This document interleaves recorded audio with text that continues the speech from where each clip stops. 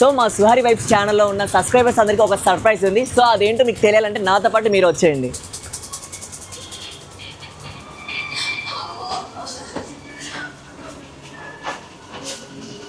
ఇంతగా సర్ప్రైజ్ ఏమనుకుంటున్నారా? మరి కాసేపట్లో మీకు తెలియబోతుంది, అదేదో చూపిస్తాను రండి. నేను చెప్పడం కాదు, మీరే కళ్ళారి చూసేద్దు రండి.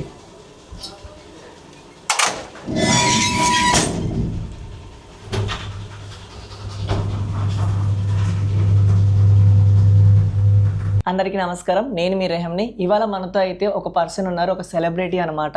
సో మీరందరూ కూడా జబర్దస్త్ అయితే చూస్తూ ఉంటారు. దాంట్లో ఆ పర్సన్ అనేవారు ఒక సెలబ్రిటీ అయిన వారు స్టేజ్ ఎక్కితే చాలు, వారు కనిపిస్తే చాలు, మనకి అందరికి కూడా కడుపు ఉబ్బారం వచ్చేంత వరకు అయితే మనం నవ్వుతాము. వాళ్ళు చేసే చేష్టలు కానివ్వండి, వాళ్ళు చెప్పే మాటలు కానివ్వండి, అలా ఉంటాయి. సో ఈ పాటికి మీకు అర్థమైపోయి ఉండొచ్చు ఎవరు అనేది. సో ఎవరు అనుకుంటున్నారు? ఎవరో కాదండి, మనకి ఎంతో ఇష్టమైన అప్పారావు గారు మనతో పాటు ఉన్నారు. హాయ్ రహీంతుల్లా. హాయ్ సార్, బాగున్నారా? సూపర్ బాగున్నా sir. First of all thank you so much మా ఛానల్కి మీరు సపోర్ట్ చేస్తూ ఇంటర్వ్యూకి ఒప్పుకున్నందుకు. సో కొన్ని క్వశ్చన్స్ అడగాలనుకుంటున్నాను. సో ఫస్ట్ మీరు ఈ జర్నీలోకి ఎలా వచ్చారంటే ప్లాన్ చేసుకుని వచ్చారా, లేకపోతే ఎవరైనా సపోర్ట్ తీసుకొని వచ్చారా, లేకపోతే మీకు ఇంట్రెస్ట్ ఉండి వచ్చారా ఈ ఫీల్డ్లోకి? ముందుగా సుహారి వైబ్స్ ఈ యొక్క యూట్యూబ్ ఛానల్ ఇప్పుడిప్పుడే అంచెలంచెలుగా ఎదుగుతూ అందరి అభిమానాన్ని, ప్రోత్సాహాన్ని, ఆశీర్వాదాన్ని పొందుతుంది. అలాగే మన ఒంగోలు పట్టణంలోని అత్యధిక మిలియన్స్ ఆఫ్ వ్యూస్ కానీ లక్షలాది మంది సబ్స్క్రైబర్స్తో రహీంతుల్లా వన్ అండ్ ఓన్లీగా ఉండడం, ఒంగోలు పట్టణానికి ఒంగోలు యూట్యూబర్ ఇన్ఫ్లుయెన్సర్గా గొప్ప పేరున్నటువంటి రహీంతుల్లాతో అబ్బాయితో నేను చిట్ చాట్ చేయడం కూడా చాలా చాలా సంతోషంగా భావిస్తున్నాను. థ్యాంక్ యూ ఇంటర్వ్యూ అడిగినందుకు సుహారి వైబ్స్కి. తమ్ముడు చాలా మంచి ఆయన. వాళ్ళు జబరజింగి అనేటటువంటి మూవీ చేసినట్టు నన్ను ప్రత్యేకంగా జ్వాలాకోటి గారి ద్వారా నన్ను ఒంగోలు పట్టణానికి పిలిపించి గౌరవించిన తీరు ఇప్పటికీ నేను మర్చిపోలేను. చాలా చాలా సంతోషం. ఎస్, నా అంతటా ప్లాన్ చేసుకొని వచ్చారా జబర్దస్త్? మీరు జబర్దస్త్లకి ప్లాన్ చేసుకొని వచ్చారా, లేకపోతే ఎవరైనా సపోర్ట్ తీసుకొని వచ్చారా, మీ ఓన్ కష్టం పడి ఇంత దూరం వచ్చారా? నేనంటే ఒకరి సపోర్ట్తోనే వచ్చా. ఓకే, ఫ్రెండా సార్ లేకపోతే? అంటే నాకు అబ్బాయి సమానుడు, వివి వినాయక్ గారి శిష్యుడు. వివి వినాయక్ గారి దగ్గర చాలా సినిమాలకి డైరెక్షన్ డిపార్ట్మెంట్లో పనిచేసిన బి చెన్నికృష్ణ గారు, విశాఖపట్నం గవర కంచరపాలెం వాసి. ఆయన దగ్గర నేను కొన్ని నాటికలు యాక్ట్ చేశా. ఆయన రాసినట్టు చెన్నికృష్ణ గారు రాసిన ఆ అనుబంధం మా మధ్య చాలా ఉంది. నన్ను చాలా గొప్పగా గౌరవిస్తారు. అట్ ద సేమ్ టైము వీడి తేడా సినిమా టైంలో చెన్నికృష్ణ గారు శకలక శంకర్ని నా గురించి చెప్పి శకలక శంకర్ గారి టీంలోకి, అంటే ఈ నవ్వుల ప్రపంచంలోకి నేను రావడానికి బి చెన్నికృష్ణ గారి ప్రోత్సాహం, అట్ ద సేమ్ టైం అబ్బాయి శకలక శంకర్ గారు నన్ను జబర్దస్త్లోకి పిలిపించి నాకు ఇంత గొప్ప జీవితాన్ని ఇచ్చారు. నిజంగా సక్సెస్ఫుల్ స్టోరీ సార్ మీది. కాకపోతే నేను జబర్దస్త్ కూడా ఫ్లోర్ దగ్గరికి వెళ్ళి అన్నపూర్ణ స్టూడియోలో ఉన్నప్పుడు నా ఫోటోలు పట్టుకెళ్ళి అక్కడ మేనేజర్ గారు ఏడుకొండల గారు అని చాలా పాపులర్ మేనేజరు, వారికి నా ఫోటోలు ఇచ్చాను. ఇప్పుడు అందరూ ఉన్నారండి, మళ్ళీ ఒకసారి చూద్దామన్నారు. ఆ తర్వాత ఈ అవకాశం ఇలా వచ్చింది. సో మీరు ఫస్ట్ టైం స్క్రిప్ట్ చేసేటప్పుడు ఓన్గా స్క్రిప్ట్ చేసుకుని వెళ్ళారా, వాళ్ళు ఇచ్చింది మీరు చేశారా? లేదు, మనం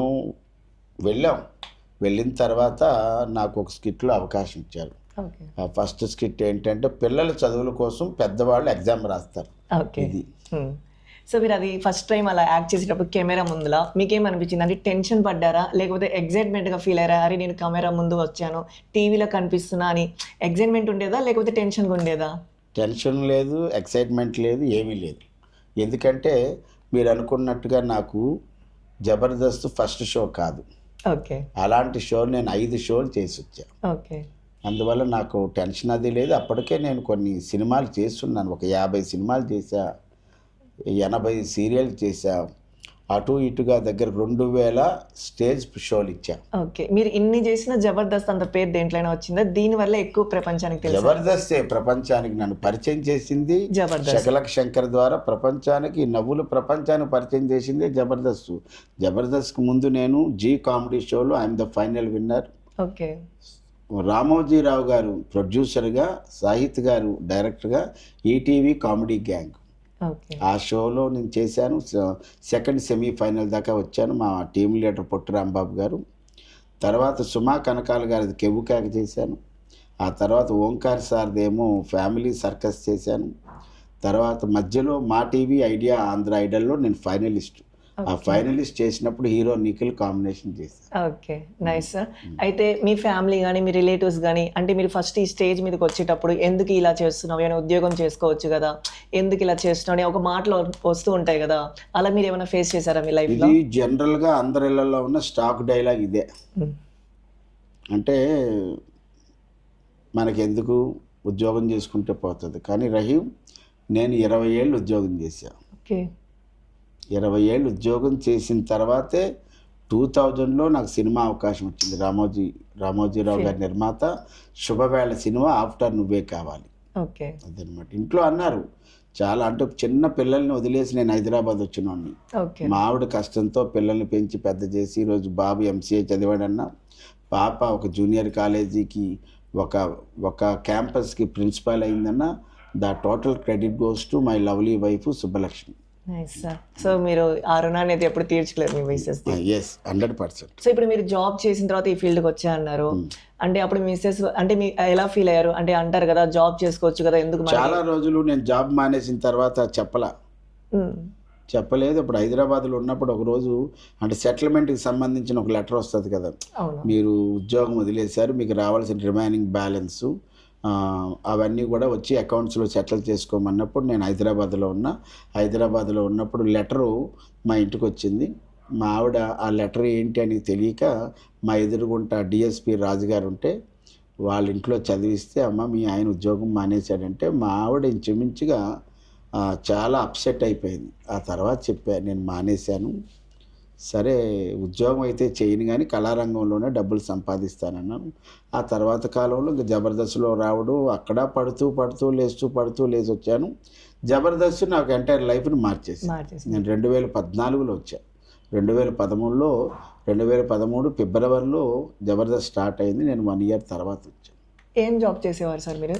ఫస్ట్ అంటే 1982-85 జేఎస్ ఆటో స్పేర్స్, తర్వాత పేరు మార్చి రాజేంద్ర ఎంటర్ప్రైజెస్. అంటే ఇప్పుడు మనకి మెటాడోర్ వ్యాన్లు, స్టాండర్డ్ 20 వ్యాన్లు ఇప్పుడు ఎవరికి కనబడవు. దీని తాలూకా స్పేర్ పార్ట్స్ అమ్మే షాపులో పనిచేసా. బోల్ట్లు నట్లు షాప్, అది బోల్ట్లు నట్లు, ఈ మెటాడోర్, స్టాండర్డ్ 20. తర్వాత 85లో ఒక పెద్ద కంపెనీకి వెళ్ళాం. ఓకే. అది ఆటోమోటివ్ మ్యానుఫ్యాక్చర్స్ అని, authorized dealers for Ashok Leyland లారీలు, మహేంద్ర జీపులు, బజాజ్ స్కూటర్లు. ఇప్పుడు ఆ జాబులు ఎప్పుడైనా మీకు కలిసారా? మీరు మంచి పని చేశారు జాబ్ మానేసి ఇక్కడికి వెళ్ళావు అని ఎప్పుడైనా కలుస్తారా మీ స్టాఫ్?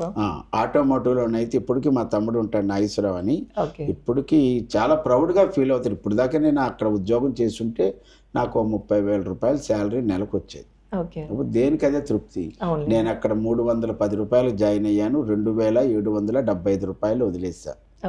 దీనికి ముందు బంచ్ ఏంటంటే 82-85 చేసినప్పుడు నా జీతం 1980లో 90 రూపాయల జీతం.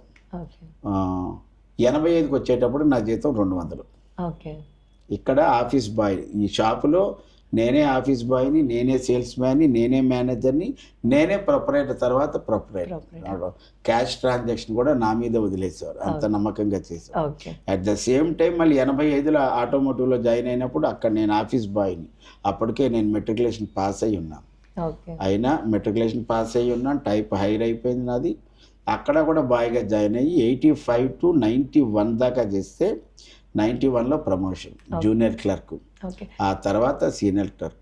ఓకే సార్, ఇప్పుడు చూస్తే ఇప్పుడు మీకు చిన్నగా మూవీ ఆపర్చునిటీస్ కూడా చాలా వస్తున్నాయి, చాలా మూవీస్లో కూడా కనిపిస్తున్నారు. సో ఇప్పుడు ఇట్లాగే ఇంకా ఎక్కువ ఆపర్చునిటీస్ వచ్చిన వల్ల మీరు ఏమైనా మళ్ళీ జబర్దస్త్ షోని వదిలేస్తారా, కంటిన్యూ చేస్తారా? అంటే నేను టు బి ఫ్రాంక్గా చెప్పాలంటే ఇప్పుడు నియర్లీ నేను ఒక 400 సినిమాలు యాక్ట్ చేశాను. ఇప్పుడు 2000 నుంచి 2014 వరకు 50 సినిమాలు చేస్తే జబర్దస్త్కి వచ్చిన 2.5 సంవత్సరాల్లో రిమైనింగ్ మూవీస్ చేసి ఇప్పుడు అప్డేట్ చెప్పాలంటే 400 మూవీస్ ఉన్నాయి. అయితే నేను జబర్దస్త్లో ఎప్పుడు కూడా అంటే సెకండ్ లాక్డౌను నేను మానేసే వరకు కూడా ఎప్పుడు జబర్దస్త్ ఒక్కరోజు కూడా నేను జబర్దస్త్ ప్రాక్టీస్కి కానీ షూటింగ్ కానీ మానేయలేదు. అలా మానేసి ఉంటే ఈరోజు నా ట్రాక్ రికార్డు 600 సినిమాలు పైన. ఓకే. ఎందుకంటే నాకు అవకాశం రాక వచ్చింది అందులో. జబర్దస్త్ అనే షో గురించి నేను అంత గొప్పగా తెలియదు నాకు. చేసావు 5 షోలు చేసావు. ఈ షో ఈరోజు ప్రపంచవ్యాప్తంగా సౌత్ ఇండియాలోనే చాలా గొప్ప షో అయింది. ఈవెన్ చెప్పాలంటే మొన్నే 12 ఇయర్స్ కంప్లీట్ చేసుకొని 13వ సంవత్సరంలోకి అడుగు పెట్టింది. ఓకే. మీరు ఈ 13 జబర్దస్త్ చేస్తూనే సినిమాలు చేస్తా. ఓకే. ఆ డేట్లు ఉంటే మాత్రం ఎవరికి ఇవ్వండి. Okay sir. ఇప్పుడు యువత వాళ్ళు ఉన్నారు, కుర్రోళ్ళు, వాళ్ళకు కూడా అంటే మిమ్మల్ని చూసి ఇన్స్పైర్ అయ్యే వాళ్ళకి ఏం చెప్తారు? నేనేమంటానంటే మీరు జబర్దస్త్ షో కానీ మీకు ఇంట్రెస్ట్ ఉన్నటువంటి టెక్నికల్ గ్రూపులు ఉంటాయి. ఇప్పుడు కెమెరా డిపార్ట్మెంట్లో అసిస్టెంట్ కెమెరామెన్గా రావచ్చు, లైట్ బాయ్గా రావచ్చు, మేకప్ కళాకారుడిగా రావచ్చు, హెయిర్ స్టైలిస్ట్గా రావచ్చు, కాస్ట్యూమ్ డిజైనర్గా రావచ్చు, యాక్టింగ్లోకి రావచ్చు. అది సీరియల్ కావచ్చు, సినిమా కావచ్చు, వెబ్ సిరీస్ కావచ్చు, యూట్యూబ్ కావచ్చు, వాట్ ఎవర్ ఇట్ మీన్స్. అంటే కానీ మీరు ఫండమెంటల్గా యాక్టింగ్ నేర్చుకొని రండి. అంటే నాకు ఇష్టం ఉంటుంది యాక్ట్ చేయాలని. నువ్వు ఓనామాలు తెలియకుండా వస్తే అలాగా కెమెరా ముందు నువ్వు నిలబడేటప్పుడు కెమెరామెన్ ఏమో లుక్ ఇక్కడ చూడండి, అక్కడ చూడండి, ఆ పైన చూడండి, కింద చూడండి అంటాడు. ఇవన్నీ నువ్వు నేర్చుకుంటేనే కెమెరా నువ్వు ఫేస్ చేయగలవు. లేకపోతే కిందనే వణుకుతాయి, సామాన్లన్నీ వణుకుతాయి. కాబట్టి ఎవరైనా రావచ్చు, కానీ మినిమం చదువుకొని రండి. మినిమం చదువుకోకుండా నాకు ఇంట్రెస్ట్ అని నేను చేసేస్తానండి అంటే అయ్యే పని కాదు. మీ తల్లిదండ్రుల గురించి ఏమైనా చెప్తారా? అమ్మ నాన్న వాళ్ళు బిగినింగ్ నుంచి కూడా మాకు హోటల్ ఉండేది. ఓకే. అప్పారావు గారు, లక్ష్మి గారు. మా అమ్మ పేరు లక్ష్మి, మా నాన్న పేరు అప్పారావు గారు. ఓకే. నాన్నగారి పేరు మీరు పెట్టుకున్నారా? మా తాత పేరు అప్పన్న. ఓకే. మా నాన్న పేరు అప్పారావు, నా పేరు అప్పారావు. వాళ్ళకి టీ స్టాల్ ఉండేది. ఓకే. టీ స్టాల్ కన్నా ముందు మా నాన్నగారు ఒక ఉద్యోగం చేశారు, డైరీలో చేశారు. ఆ తర్వాత మళ్ళీ పోర్ట్లో స్టీల్ ట్రేడ్ ప్రైవేట్ లిమిటెడ్ అనే దాంట్లో క్రేన్ హెల్పర్గా కూడా చేశారు మా నాన్నగారు. అలా చేసి ఏదో అంత ఒక 120 గజాలు సంపాదించుకొని అలా డెవలప్ చేశారు. మా నాన్న కూడా నా సినిమాలు అవి చూశాడు. అంటే ఇంత పొజిషన్ చూడలేదు, కానీ మా అమ్మ అయితే కంప్లీట్గా చూసింది. ఇంకా బ్రతికుంది కాబట్టి నాన్న లేడు, అమ్మ ఉంది, కానీ నా వైభవం అంతా చూశారు. ఇప్పుడు నా పిల్లలు, నా భార్య ఫుల్ హ్యాపీ. సో చిన్నప్పుడు మీరు ఇలా సినిమాలకు వెళ్తా ఇంట్రెస్ట్ అని ఎప్పుడైనా మీ పేరెంట్స్తో చెప్పారా? వాళ్ళకి అంత నాలెడ్జే లేదు అసలు. సినిమాలో బ్లాక్ అండ్ వైట్ సినిమాలు చూసిన రోజులే కానీ, నేను 67 కాబట్టి బ్లాక్ అండ్ వైట్ సినిమాల గురించి నాకు బాగా తెలుసు. రోడ్ల మీద వేసిన సినిమాలు కూడా చూసిన. మా అమ్మ సపోర్ట్ ఉండేది. నేను ఎక్కడికైనా నాటకాలు, నేను బేసిక్గా స్టేజ్ ఆర్టిస్ట్ని ఎప్పుడు 1983 నుంచి. మా అమ్మ సపోర్ట్ ఎక్కువ. నాన్నకు అంత తెలియదు మాట అంతా. వాళ్ళు పెద్దగా చదువుకోలేదు, కానీ వ్యాపారం చేసిన వాళ్ళు కాబట్టి ఆ లోకజ్ఞానం ఉంది. కానీ మా అమ్మ సపోర్ట్తో నేను సినిమాలు చూడడానికి వెళ్ళేవాడిని. తర్వాత కాలంలో ఇంకా పెళ్ళి అయిపోయిన తర్వాత ఒక మాదిరిగా వెళ్ళింది, కానీ ముందైతే మా అమ్మ సపోర్ట్ ఎక్కువ నాన్నకన్నా కూడా. నాన్న అంటే భయం, అంతకని. మీరు ఎంతమంది సార్ అన్నదమ్ములు? నేను, నా తర్వాత చెల్లి, తర్వాత తమ్ముడు. ఓకే. మీరే పెద్దవారు. సో మీరు ఈ ఫీల్డ్కి వచ్చాక వాళ్ళకి బాధ్యతగా ఏమైనా తీసుకున్నారా? తీసుకోవడానికి వాళ్ళందరికీ నాది 90లో మ్యారేజ్ అయింది, మా చెల్లిది 90లో మ్యారేజ్ అయింది, తర్వాత తమ్ముడు మ్యారేజ్ అయింది. ఇప్పుడు ఎవరి మట్టుకు వాళ్ళు ఉన్న స్థాయిలో, మంచి స్థాయిలోనే ఉన్నారు. Okay sir, thank you so much మీ అమూల్యమైన సమయాన్ని మాకు కేటాయించినందుకు. And once again thank you so much. ఈ ఆపర్చునిటీ మళ్ళీ మా ఛానల్ మీరు ఇచ్చినందుకు కోరుకుంటున్నాను. So thank you so much. Thank you Rahmatullah, God bless you. నిజంగా నీతో ఈ ఇంటర్వ్యూ చిట్ చాట్ చేయడం కూడా చాలా చాలా బాగుంది. వన్స్ అగైన్ సుహారి వైబ్స్ వాళ్ళకి హృదయపూర్వక ధన్యవాదాలు. మా ఛానల్కి లైక్ చేయండి, సబ్స్క్రైబ్ చేయండి. Please subscribe Suhari Vibes. నన్ను ఎంత బాగా ప్రేమిస్తారో, నన్ను ఎంత బాగా అభిమానిస్తారో, జబర్దస్త్ను కూడా అంతే అభిమానిస్తారు. కాబట్టి నన్ను అభిమానించే వాళ్ళందరూ కూడా ఇప్పుడు ఉన్నటువంటి దాంట్లో ఒక ఇంచుమించుకు ఒక 50,000 సబ్స్క్రైబర్స్ ఉన్నారు. అయితే నేను కోరుకునేది ఏంటంటే మీ అందరి ప్రోత్సాహంతో మరింత ముందుకు వెళ్ళాలని. అయితే ఈ యొక్క సుహారి వైబ్స్లో ప్రత్యేకత ఏంటంటే, మనకి రాజకీయ రంగాన ప్రజాక్షేత్రంలో ఎంతోమంది అభిమానం పొందినటువంటి రాజకీయ నాయకులు ఉన్నారు, మచ్చలేని రాజకీయ నాయకులు ఉన్నారు. వాళ్ళల్లో ఉన్నటువంటి ఒక కొత్త కోణాన్ని జనాలకు పరిచయం చేసి, ఉత్తమ రాజకీయ లక్షణాలు ఉన్నటువంటి వాళ్ళు కోరి వారు ఎంత దూరంలో ఉన్నా వాళ్ళు టైం ఇవ్వకపోయినా టైం తీసుకొని మీ అందరికీ ఒక గొప్ప సచీలుడైనటువంటి రాజకీయ నాయకుల ప్రస్థానం గురించి అద్భుతంగా ఆవిష్కరించేది మన Suhari Vibes. At the same time మనం ఆధ్యాత్మిక చింతన అందరికీ ఉండాలి. దేవుడి గురించి కానీ అందరి గురించి తెలుసుకోవాలి. ఆధ్యాత్మిక చింతన ఉంటే ఇంకా మంచిది. కాబట్టి దూర ప్రాంతాల్లో ఉన్నటువంటి ఆ యొక్క గుళ్ళకి గోపురాలకు వెళ్ళి అక్కడ ఉన్నటువంటి ఆ దేవాలయం యొక్క గొప్పతనాన్ని మీకు ప్రత్యక్షంగా చూపించేదే సుహారి వైబ్స్. కాబట్టి మీరు అందరూ సబ్స్క్రైబ్ చేయండి, లైక్ చేయండి, షేర్ చేయండి, కామెంట్ చేయండి. మీ ప్రోత్సాహం సుహారి వైబ్స్కి చాలా చాలా అవసరం. నమస్కారాలతో నేను అప్పారావు జబర్దస్త్ ఆర్టిస్టు. సర్వే జన సుఖనో భవంతు, నవ్వే జన సుఖనో భవంతు. నవ్వితే హ్యాపీ, లేకపోతే BP. Always be smile. Thank you sir, thank you so much. చూశారు కదా సర్ప్రైజ్ ఎలా ఫీల్ అయ్యారు? నేనైతే వావ్ అనే చెప్తాను. సో మీకు కూడా ఇట్లాగా ఎవరితోనైనా సరే సెలబ్రిటీస్తో ఇంకా మీకు ఇంటర్వ్యూస్ కావాలని చూస్తున్నారా? సో మీకు కనుక కావాలి అనుకుంటే మా కామెంట్ బాక్స్లో అయితే మీరు కామెంట్ చేయండి. సో వారికి మీరు ఎవరైతే ఇంటర్వ్యూ చేయాలనుకుంటారో మా కామెంట్ రూపంలో తెలియజేస్తే మేమైతే మీకు ఆ సెలబ్రిటీతో ఇంటర్వ్యూస్ చూపిస్తాము. సో అప్పారావు గారు అయితే చూసారుగా ఎంత మంచిగా ఇంటర్వ్యూ చేసిన ప్రతి ఒక్క ఆన్సర్ అయితే మాకు ఇచ్చారు అడిగిన క్వశ్చన్కి. సో మీకు కూడా ఇంకేమైనా క్వశ్చన్స్ అడగాలని ఉన్నా లేదా ఇంకెవరికైనా సరే సెలబ్రిటీస్కి క్వశ్చన్స్ చేయాలనుకుంటే మా కామెంట్ రూపాన్ని అయితే మీరు కామెంట్ చేయండి. మేమైతే తప్పకుండా మీకైతే ఇంటర్వ్యూ చేసి మీకైతే వీడియో రూపంలో చూపిస్తాం. Thank you.